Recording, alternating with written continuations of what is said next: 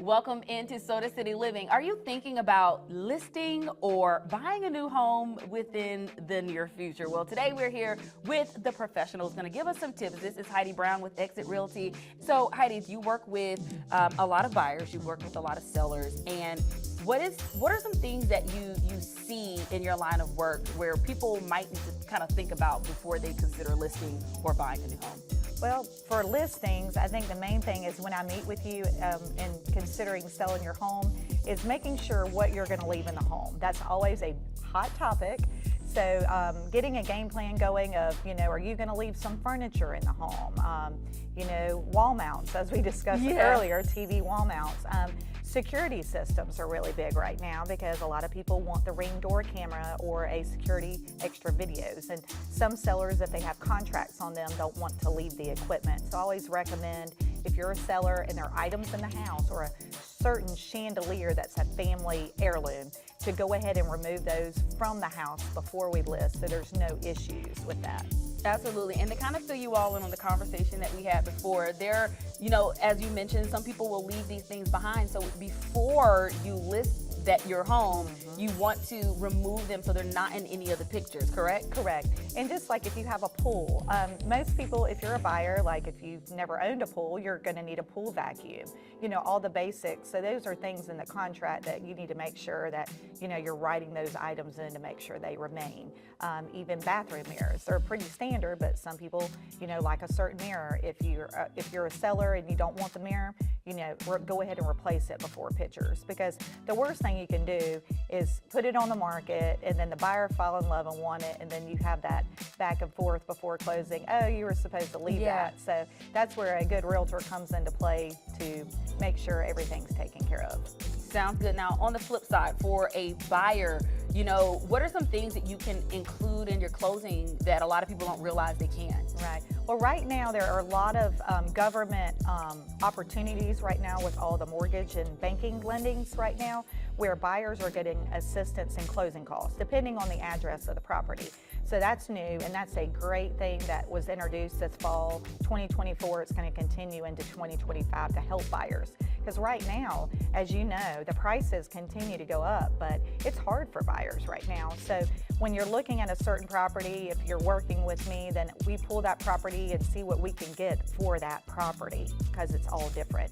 And just making sure, checking with the listing agent if it's listed to see what's included in the sale and putting it in a contract, because of course, you say it, but if it's not in writing, you always have everything in writing. Just like a refrigerator, anything not attached to the house is negotiable. Absolutely. And I know that you probably deal with new home buyers very often. What is one thing that you tend to see, like a recurring theme, that people kind of don't necessarily understand until they are in that situation? Right. Well, new construction is a total different ball game. I deal with new construction, building from the ground up. But if you have me represent you as a buyer, I'm going out there having an extra eye on the house. So I go by and see when the footers are going in, when it starts building. And you always do a home inspection. So it's very wise. We're all human. We all make errors. But having a home inspection right before you close, normally two weeks prior, all the builders welcome home inspections, and they make it appropriate. You just have to schedule it and approve it through the builder. But an extra eye. But I just did a walkthrough a couple weeks ago. And most of the builders are very good about accommodating. Like a lot of times now, the sticky blue tape you put everywhere, they're very good at marking it up before the buyer even gets there. But we noticed some of the flooring was not centered correctly. I noticed the light fixture. And the buyer's like, it's not really that big of a deal. I'm like, well, if you go to sell it, it is a big deal. And it was about 3 inches off, like it wasn't centered over the sink. And the builder's like, yes, we'll definitely do it. So those are just little items, scratchings on the countertops. We had some termite bait stations that were missing. Just all the vinyl on the exterior of the home, making sure the flashing on the roof is correct. All those little things, it's always wise to have a home inspection. Before we get into some of the listings that you currently have that I love for us to talk about, we mentioned this a little bit earlier off camera, but making sure that there are any changes or invoices when you're doing your closings and your walkthroughs. Yes, so if I'm representing you as a buyer and we did a repair addendum and we negotiated repairs, we're making sure we're getting receipts of those before we close and making sure the work's been done properly. Because sometimes, again, I don't think it's intentional, but things do fall through the cracks, and the contractor thought he fixed it and he didn't. So those are all things just to make sure. That's why you do a walkthrough and you make sure everything's done properly before you close. Cover yourself, get the receipts. Yes. Now, I'm really excited for us to talk about some of the listings that you have, and you pretty much focus on the Columbia area, so tell us about some of those listings. Yeah, so I have Coulter Drive. It's located in Irmo off of Broad River Road, new construction, great home, 3-bedroom, 2.5 bath. It's listed for $305,000, and there is some special government assistance on that as well for closing costs. If you use certain lenders, $10,000, wow, which is huge for buyers right now, and they'll buy down the interest rate, which is another great point.